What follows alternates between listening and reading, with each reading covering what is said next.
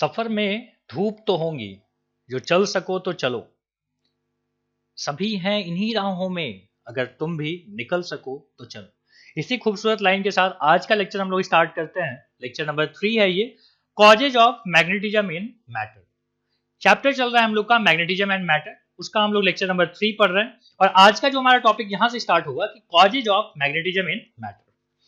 इससे पहले आपने देखा है कि magnetic field lines, lecture number 1 में आपने देखा था, मेनली हमारा फोकस था मैग्नेटिक फील्ड लाइन के बारे में। दूसरा लेक्चर में आपने देखा था कि अर्थ मैग्नेटिज्म, जिसमें हमने एंगल ऑफ डिप बताया था, कुछ इंपॉर्टेंट टर्म्स बताए थे। और ये हमारा लेक्चर नंबर 3 है। अब हम लोग को बात करनी है कि causes of magnetism, magnetism matter के अंदर कैसे आ गया। वहां तो ना तो करंट है, ना तो कोई ऐसा मटेरियल है, जैसे कि हम परमानेंट मैग्नेट तो नहीं है ये मैटर।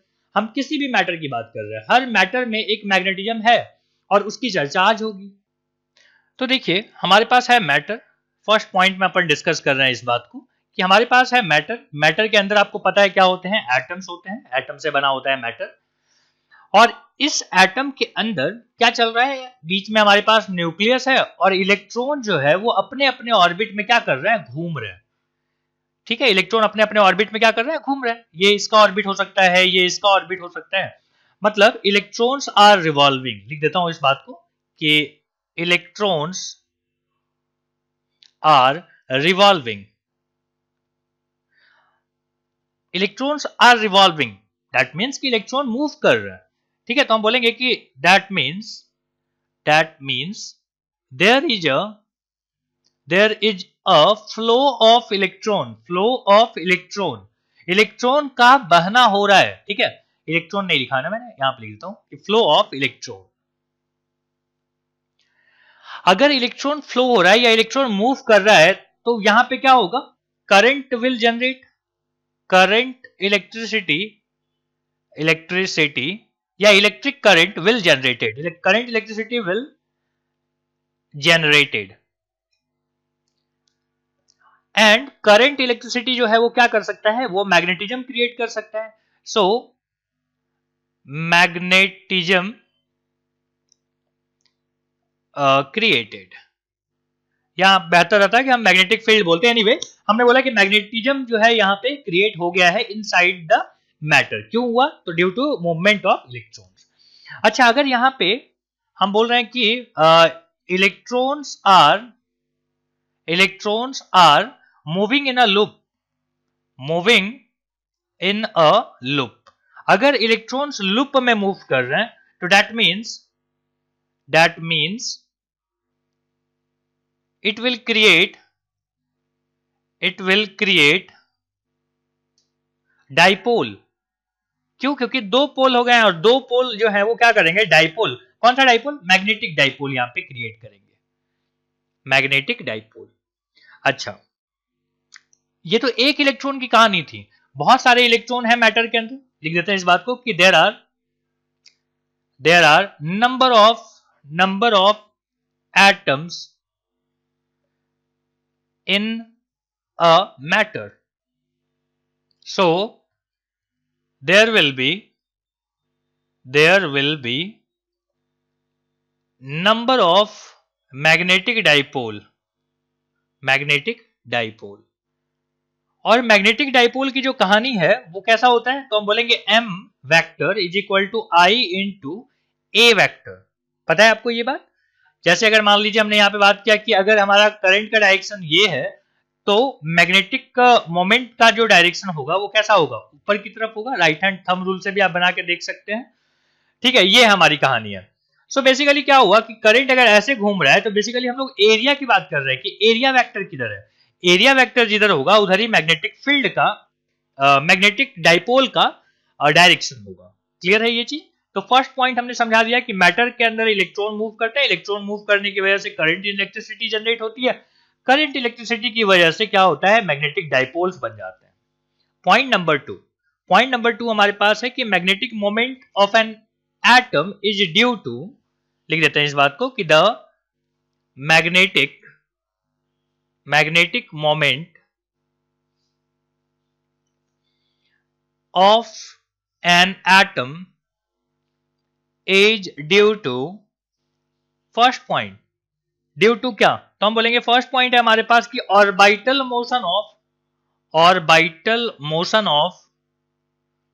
मोशन ऑफ इलेक्ट्रॉन, जिसके बारे में हमने चर्चा कर लिया। ठीक है, इसका बहुत मेजर कंट्रीब्यूशन होता है, मेजर कंट्रीब्यूशन। ठीक है, मेनली इसी की वजह से होता है। अच्छा, लेकिन कुछ और भी फैक्टर्स हैं। पॉइंट नंबर बी पॉइंट में अपन बात करते हैं कि magnetic moment associated with spin angular momentum of an electron. समझाता हूं क्या होता है। हमने बोला कि magnetic moment associated with spin angular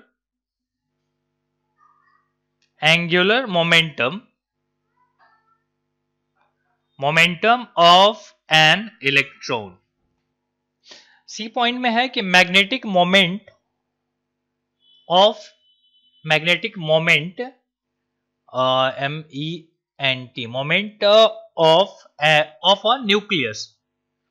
nucleus का जो मैग्नेटिक मोमेंट है, ये भी एक रीजन होता है। अच्छा, ध्यान रखिएगा, ये जो आखिरी के जो दो पार्ट्स है ना, इनका जो कंट्रीब्यूशन होता है वो बहुत स्मॉल होता है, वेरी स्मॉल कंट्रीब्यूशन। किस बात के लिए कंट्रीब्यूशन? मैग्नेटिक मोमेंट बनाने के लिए इनका जो कंट्रीब्यूशन होता है बहुत कम होता है, इसीलिए हम बोलते हैं कि माइनर। ये बात है, माइनर पहला वाला मेजर था।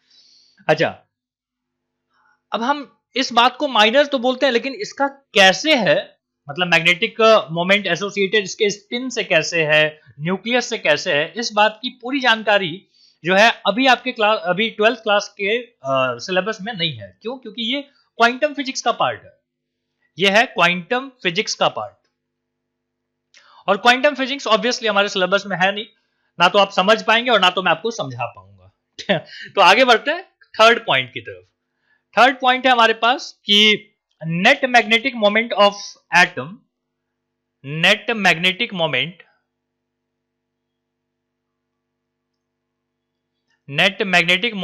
Of an atom is due to magnetic moment of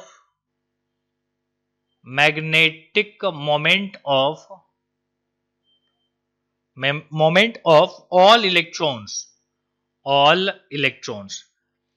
ठीक है, तो सारे इलेक्ट्रॉन की वजह से ही क्या बनता है, वहां पे मैग्नेटिक मोमेंट बन पाता है, नेट मैग्नेटिक मोमेंट। समझ में आ गया आपको? मैग्नेटिक मोमेंट वैसे हर एक इलेक्ट्रॉन बनाता है, और हर एक इलेक्ट्रॉन अगर बनाता है तो ऐसे तो बहुत सारे इलेक्ट्रॉन होंगे, क्योंकि बहुत सारे एटम है, बहुत सारे एटम के अंदर बहुत सारे इलेक्ट्रॉन है, तो हर इलेक्ट्रॉन की वजह से एक मैग्नेटिक मोमेंट है। और इन सब का अगर हम वेक्टर एडिशन कर दें, ठीक है, क्यों वेक्टर एडिशन क्यों करेंगे? क्योंकि ये एक वेक्टर क्वांटिटी है, तो वेक्टर एडिशन करना पड़ेगा। तो क्या मिलेगा हमको? तो हमको मिलेगा नेट मैग्नेटिक मोमेंट। क्लियर हो गया ये बात? फोर्थ पॉइंट पे आते हैं। फोर्थ पॉइंट हमारे पास है कि in some atoms the magnetic moment of electrons get cancelled in pair. समझाते हैं कैसे। In some atoms the magnetic moment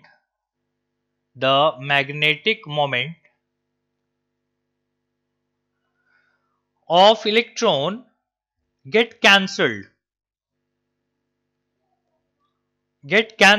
in pair.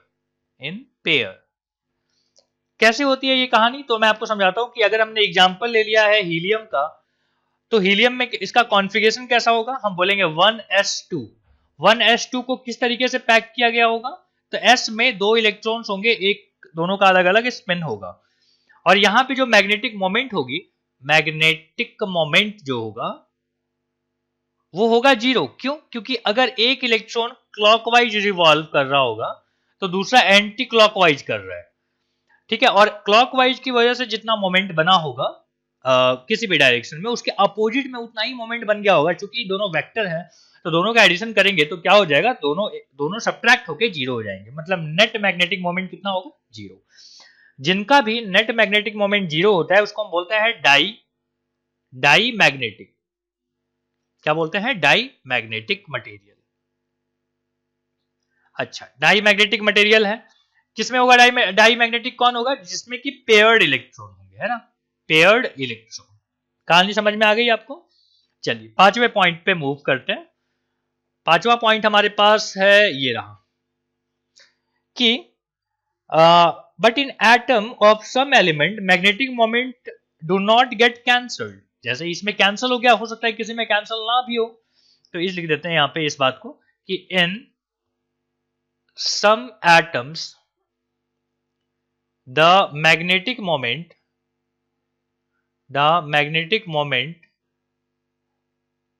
of electrons do not get cancelled।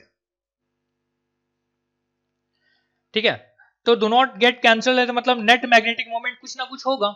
तो ऐसे मटेरियल को हम बोलते हैं पैरामैग्नेटिक और फेरोमैग्नेटिक। अब ये पैरा और फेरो क्या होते हैं इसके बारे में भी चर्चा होगी, दोनों अलग अलग चीजें हैं। फेरोमैग्नेटिक फिलहाल हमने बता दिया कि जिसमें अनपेयर्ड इलेक्ट्रॉन है दे आर पैरा और maybe they are ferromagnetic. अच्छा ठीक है, पैरा और फेरो की बात हो गई। अच्छा इनमें क्या होता है कि तो हम बोलेंगे they have electric dipole, they have ऐसे लिख देना इलेक्ट्रिक नहीं, दे हैव एटॉमिक डाइपोल लिख देना, एटॉमिक डाइपोल। ठीक है, दे हैव एटॉमिक डाइपोल। यहां तक बात क्लियर हो गई। चलिए यहां तक नोट कर लीजिए अगर आपने नोट नहीं किया है तो।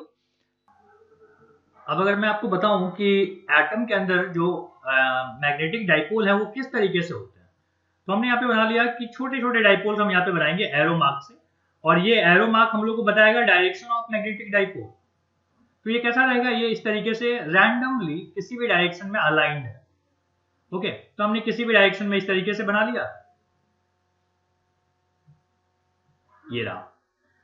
और अगर हम इसी मटेरियल को जिसमें कि ये मैग्नेटिक डाइपोल है जो रैंडमली अरेंज थे, अच्छा ध्यान रखिएगा ये रैंडमली चूंकि अरेंज है तो यहाँ का नेट मैग्नेटिक डाइपोल जो होगा, नेट मैग्नेटिक डाइपोल वो होगा 0, क्योंकि कोई नेट नहीं मिल रहा है। हर एक जो पार्ट है यहाँ पे डाइपोल उसको कैंसिल करने के लिए दूसरा यहाँ पे क्या है मौजूद है। तो हमने यहाँ पे लिख दिया कि नेट मैग्नेटिक डाइपोल 0 मतलब m इज इक्वल टू 0। लेकिन अगर बात की जाए, अच्छा हम लोग यहाँ पे डिस्कस कर रहे थे 6th पॉइंट, ओके, लेकिन अगर यहीं पे बात की जाए कि on application of external magnetic field, मतलब कि अगर हम एक्सटर्नली एक मैग्नेटिक फील्ड यहाँ पे दे दे तो इन डाइपोल्स का क्या होगा। तो यहाँ पे हमने लगा रखा है external magnetic field. External magnetic field में हमने इसी मटेरियल को वापस यहाँ पे लाके अरेंज कर दिया। जैसे ही हमने अरेंज किया हमने देखा कि सारे के सारे डाइपोल्स उसी एक्सटर्नल मैग्नेटिक फील्ड के डायरेक्शन में अपने आप को अलाइन कर चुके हैं। दिख रहा है आपको ये? अब इस अलाइनमेंट को, ये रहा हमारे पास अलाइनमेंट, और ये क्या है, ये है एक्सटर्नल मैग्नेटिक फील्ड, और ये हमारे पास क्या है alignment of magnetic dipoles, small magnetic dipoles. अच्छा ठीक है, तो हम लोग यहाँ पे क्या लिख रहे थे कि on application of external magnetic field a torque act on magnetic dipole. आपको बात समझ में आ रही है? देखो जब ये रैंडमली अपने आप को अरेंज किए हुए थे और जैसे हमने मैग्नेटिक फील्ड दिया तो उस मैग्नेटिक डाइपोल के ऊपर एक टॉर्क लग रहा है, और वो टॉर्क क्या कर रहा है, तो वो टॉर्क इसको सीधा कर दे रहा है। किस तरफ सीधा कर दे रहा है? एक्सटर्नल मैग्नेटिक फील्ड के डायरेक्शन में सीधा कर रहा है। क्लियर है ये चीज? अब ये जो अलाइनमेंट है तो हम लोग यहाँ पे लिखते हैं कि अलाइनमेंट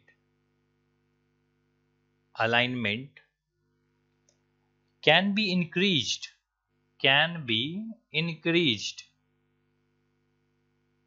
अब देखो अलाइनमेंट को ना बढ़ाया जा सकता है, मतलब जल्दी हो जाए या फिर बहुत प्रॉपरली अलाइन हो जाए, इस चीज को बढ़ाया घटाया जा सकता है। तो किन चीजों पे? तो हम पहला है कि डिक्रीज टेम्परेचर। अगर हम टेम्परेचर को क्या कर देंगे, कम कर देंगे, तो भी अलाइनमेंट ज्यादा अच्छे से हो पाएगा, ज्यादा जल्दी हो पाएगा। नाउ सेकेंड पॉइंट, सेकेंड है कि apply strong external magnetic field. External magnetic field.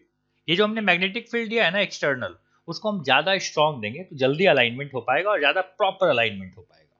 ठीक है, क्लियर है ये चीज? तो यहां तक जल्दी से लिखिए, उसके बाद हम आपको बताते हैं कि मैग्नेटाइजेशन वेक्टर जो होता है वो क्या चीज होती है। अब हमारे पास है मैग्नेटाइजेशन वेक्टर। मैग्नेटाइजेशन वेक्टर, तो मैग्नेटाइजेशन वेक्टर के बारे में हम लोग को पढ़नी है। अब देखिए यहां पे हमने क्या देखा कि एक हमारे पास मैटर था, मैटर को हम इस तरीके से रिप्रेजेंट कर रहे हैं, और इसके अंदर क्या है, चीजें अलाइन हुई हैं, एक आध कोई बच गया है। ठीक है, इस तरीके से मैं ले लेता हूं, सबका अलाइनमेंट हो चुका है इस डायरेक्शन में। इसी डायरेक्शन में क्यों हुआ, क्योंकि एक्सटर्नल फील्ड इधर था, बी एक्सटर्नल।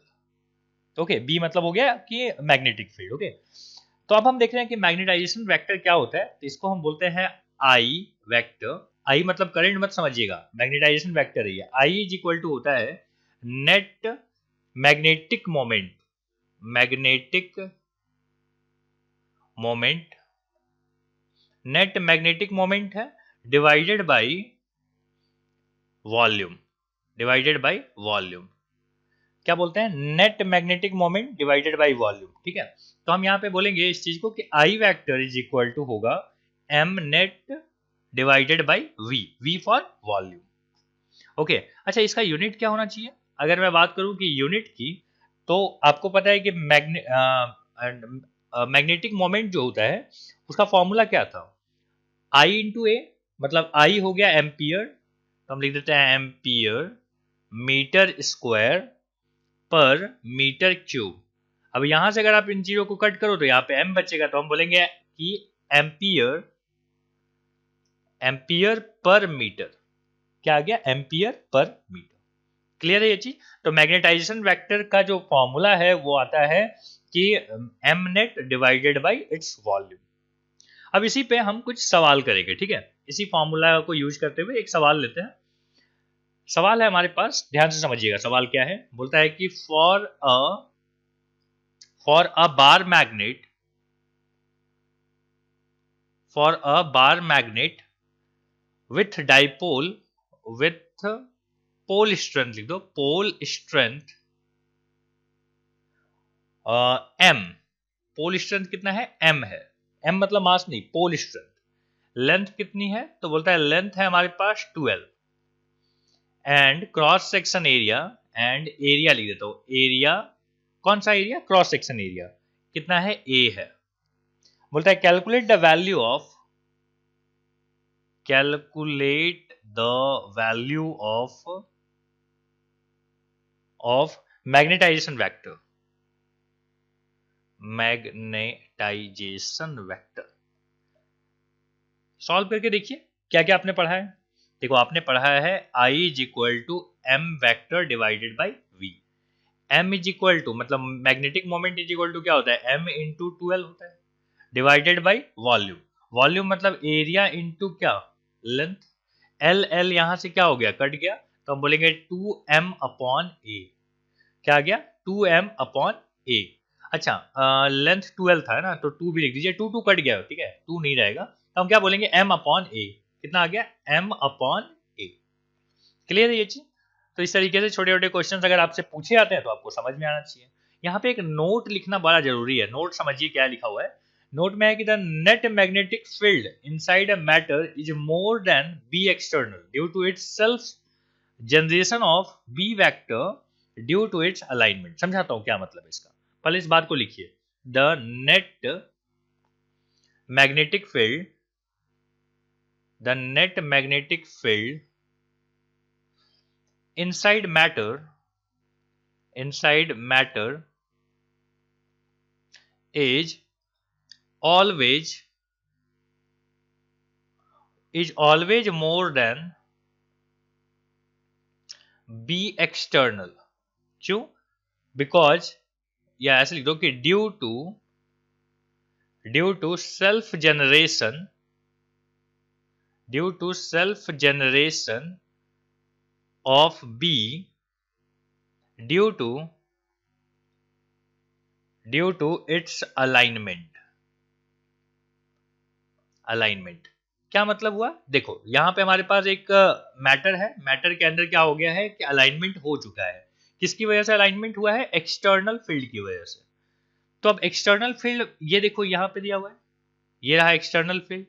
अब आप समझिए कि ये जो एक्सटर्नल है यहाँ पे बी एक्सटर्नल, और यहाँ पे जो है इसके अंदर मैटर के अंदर ये वाला ये सब फील्ड, ठीक है, ये हमेशा ज्यादा होगा। क्यों? क्योंकि इसमें बाहर वाला तो एक्सटर्नल मैग्नेटिक फील्ड तो आ ही गया और साथ में इसका खुद का डेवलप हुआ वाला आ गया, इसलिए हमेशा क्या होगा inside the matter magnetic moment जो होगा वो हमेशा ज्यादा होगा as compare to the external. Clear है ये चीज? आगे बढ़ते हैं।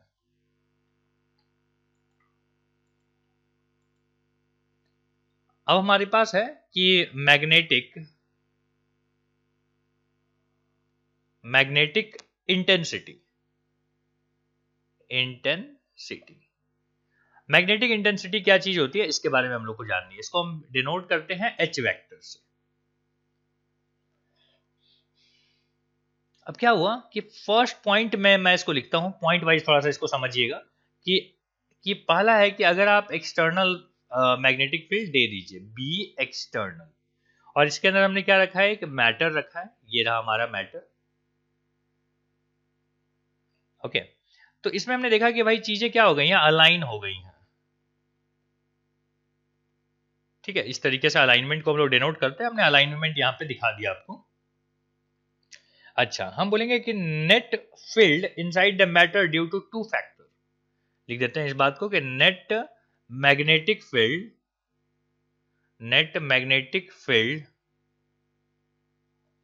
इनसाइड मैटर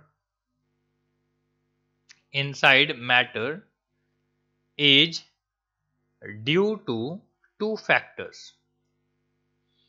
देखते हैं कौन कौन से फैक्टर्स हैं। तो फर्स्ट जो फैक्टर हमारे पास है वो है इंटरनल फैक्टर।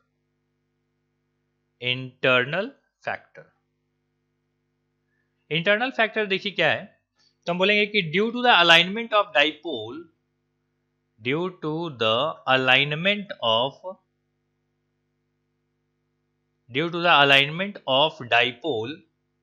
डाइपोल चूंकि अलाइन हो चुके हैं इसकी वजह से होगा। तो यहां पे हम क्या लिखेंगे? Due to the alignment of dipole some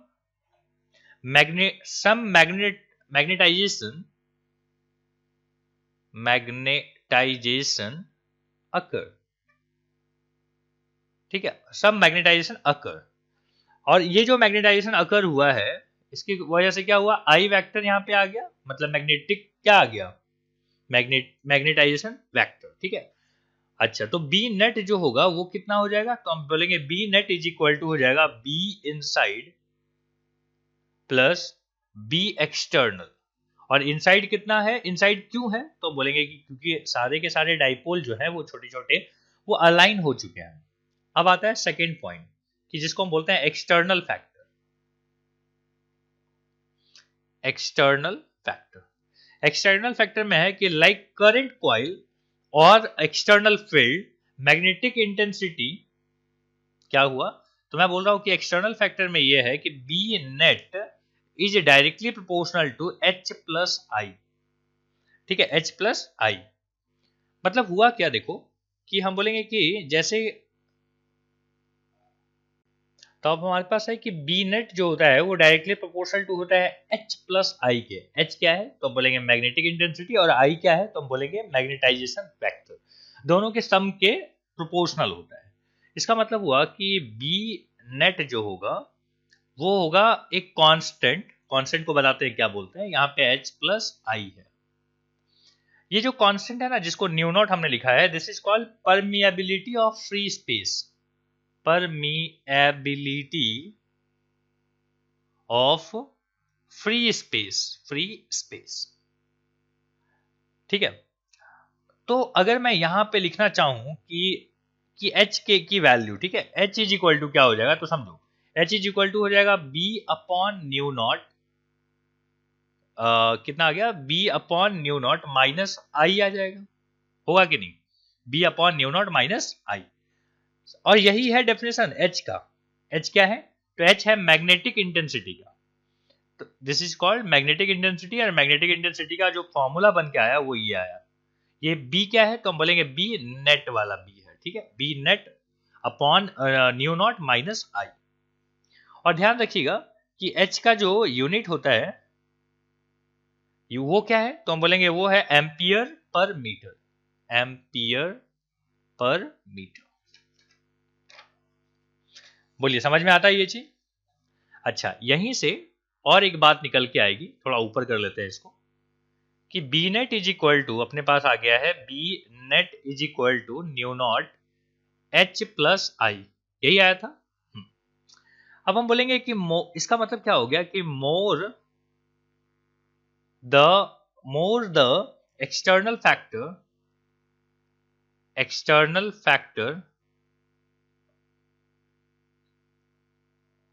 more will be I vector. मतलब I जो होता है वो डायरेक्टली प्रोपोर्शनल होता है H वेक्टर के। इसका मतलब क्या हो गया कि I इज इक्वल टू एक कांस्टेंट इनटू H, इसको जाई बोलते हैं, ठीक है। ये क्या है? जेड आई, जाई। और इसका मतलब क्या है? ये तो सिंबल का मतलब है जाई, इसका मतलब है मैग्नेटिक सस्पेक्टिबिलिटी, मैग्नेटिक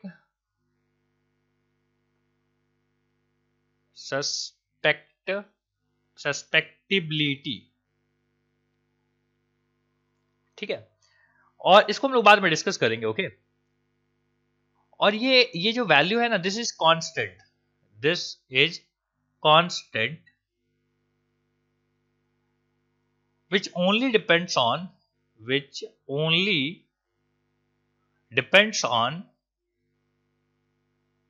मटेरियल।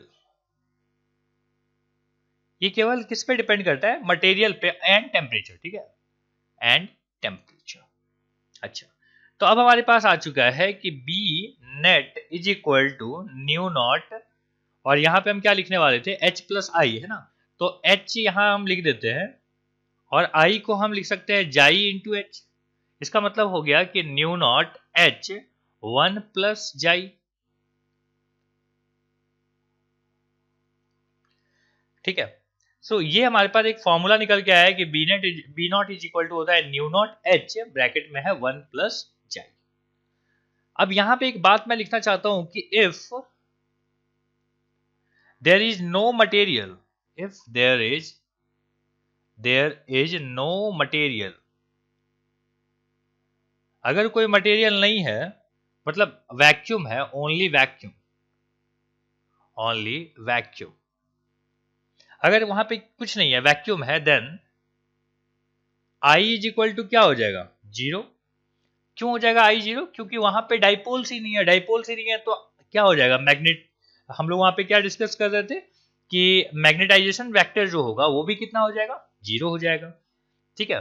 क्यों? तो यहाँ पे ब्रैकेट में लीजिएगा कि as there is no dipole, there is no dipole, अगर कोई वहां पे डाइपोल ही नहीं है तो आई भी क्या हो जाएगा? जीरो हो जाएगा। और इस सिनेरियो में B naught is equal to हो जाएगा, या B net is equal to हो जाएगा न्यू नॉट इंटू एच, ठीक है। तो हम बोल सकते हैं कि दिस इज, यहाँ पे जो न्यू नॉट है वो क्या है? वो है permeability of free space, permeability of free space. Clear है ये चीज? ठीक है, यहां तक हम लोग को बात समझ में आई। अच्छा, अगर ये मीडियम होता तो हम क्या बोलते हैं कि B in any medium is equal to क्या हो जाता? न्यू, और यहाँ पे आ जाता है एच। यहाँ पे न्यू नॉट नहीं है, यहाँ पे न्यू है, ठीक है। And what is new here? तो हम बोलेंगे this is permeability of medium या मटेरियल, मीडियम, ठीक है, परमिएबिलिटी ऑफ मीडियम। अब हम बात करने वाले हैं कि रिलेटिव परमिएबिलिटी क्या होता है। अब रिलेटिव वाली बात है, मतलब कंपैरिजन होगा, है ना। आपके रिलेटिव भी क्या करते हैं? कंपेयर करते हैं कि उनका लड़का या उनकी लड़की कितना मार्क्स लाई है, आपने क्या किया है, आपके तो बड़े कम आए हैं। तो ये रिलेटिव वाला चक्कर है।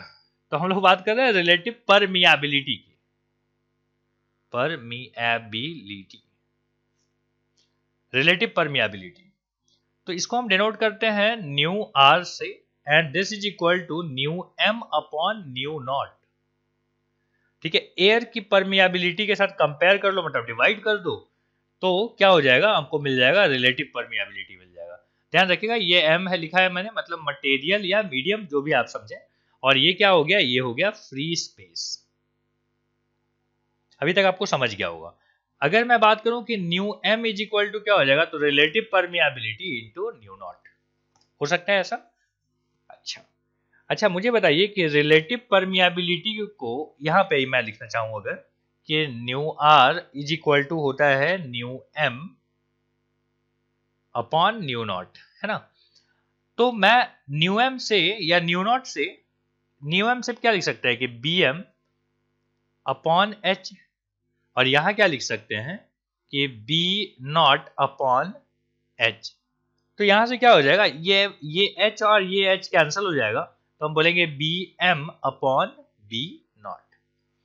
ठीक है, मतलब क्या हो गया कि न्यू आर जो होता है उसका एक नया फॉर्मूला भी मिल गया, mu R is equal to हो जाएगा B M upon B net.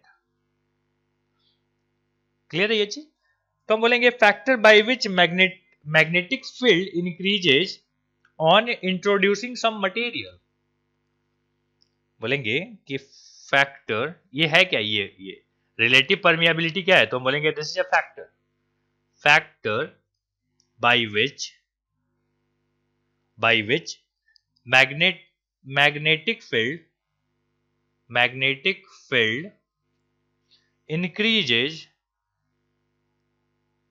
increases by introducing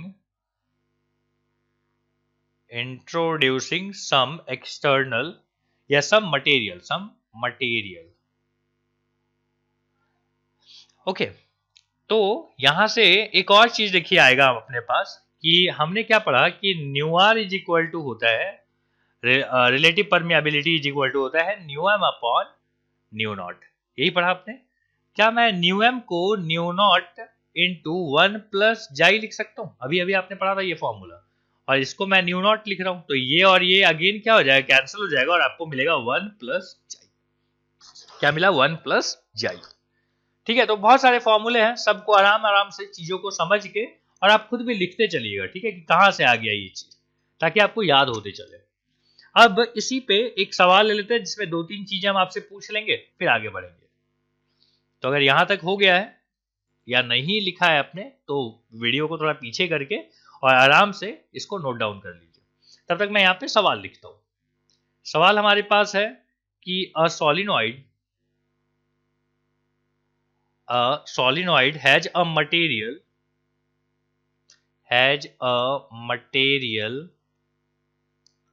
of relative permeability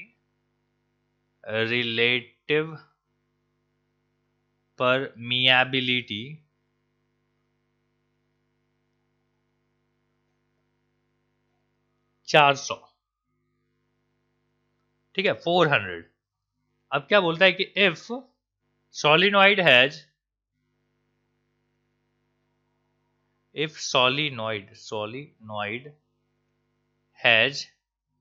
1000 turns and carries a current of एक मिनट,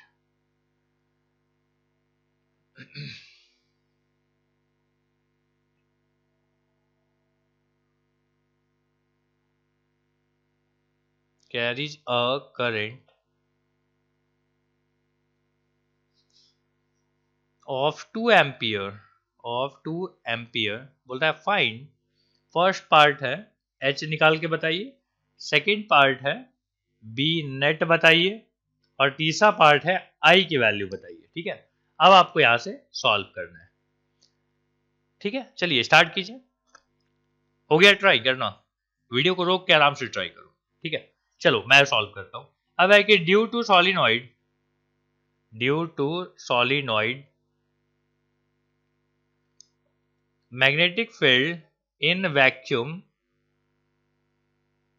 कितना होगा, तो हम बोलेंगे B naught is equal to mu naught N I, यही होता है फॉर्मूला। सो और बी इज इक्वल टू क्या होता है, तो हम बोलेंगे बी इज इक्वल टू होता है mu naught into H. Mu naught into H. अच्छा, अब क्या किया जाए, तो हम बोलेंगे कि यहां पे a solenoid has a material of relative permeability 400। ठीक है,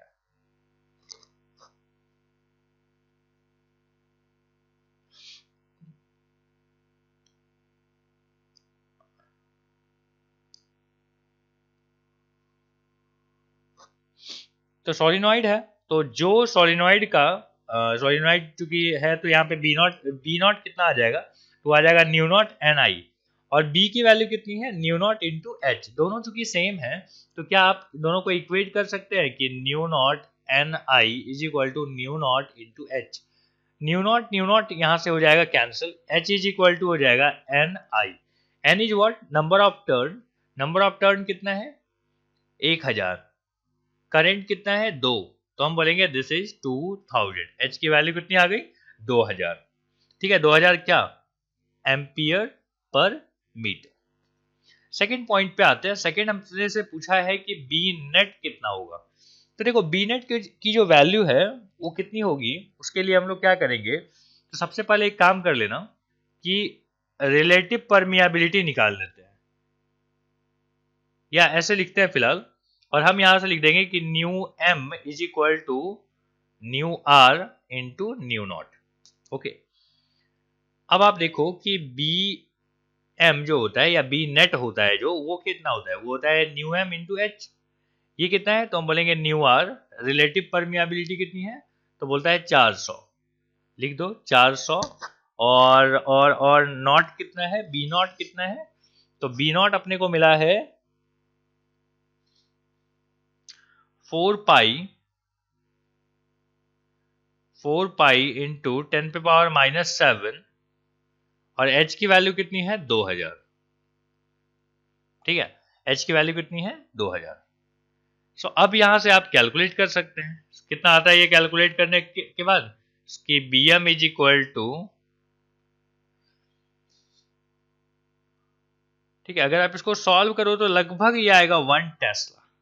कितना आ जाएगा, 1 टेस्ला। 2 पॉइंट हो गया ना। थर्ड पॉइंट की तरफ आगे बढ़ते हैं, यहां लिखते हैं थर्ड हमारे पास है कि बी एम, ठीक है, आई हमको चाहिए, तो हमने क्या किया, हमने बोला B M is equal to होता है mu naught into H plus I. सही है, फिर आपने बोला कि बी नॉट न्यू नॉट कितना होता है, तो हम बोलेंगे 4 पाई इंटू 10 पे पावर -7। क्लियर है, ये सब वैल्यूज तो आपको आ गए होंगे अभी तक। और यहाँ पे है 2000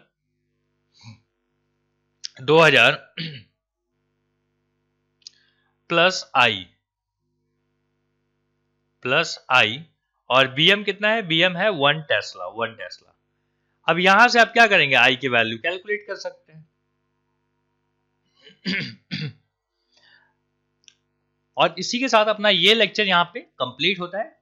अगले लेक्चर में हम लोग मिलेंगे, और वहां पे हम लोग क्लासिफाई करेंगे मटेरियल को ऑन द बेसिस ऑफ जाई एंड रिलेटिव परमियाबिलिटी। ओके, तो वो आगे वहां पे कहानी आगे बढ़ेगी, किस टाइप के सब्सटेंसेज होते हैं, जैसे है कि डायमैग्नेटिक है, पैरामैग्नेटिक है, फेरोमैग्नेटिक मटेरियल होते हैं, फिर उनकी प्रॉपर्टीज हम लोग डिस्कस करेंगे, और इसी तरीके से लेक्चर आगे बढ़ेगा। सो तब तक जो है चीज़ों को रिवाइज करते चलिए। अगर आपने लेक्चर नंबर 1 और 2 नहीं देखा है तो पहले उसको देख लीजिए, उसके बाद आप 3 पे आइए, उसके बाद ये 4 एंड 5 2 लेक्चर और बनेगा, और 2 लेक्चर में अब ये टॉपिक यहाँ पे कंप्लीट हो जाए। Thank you.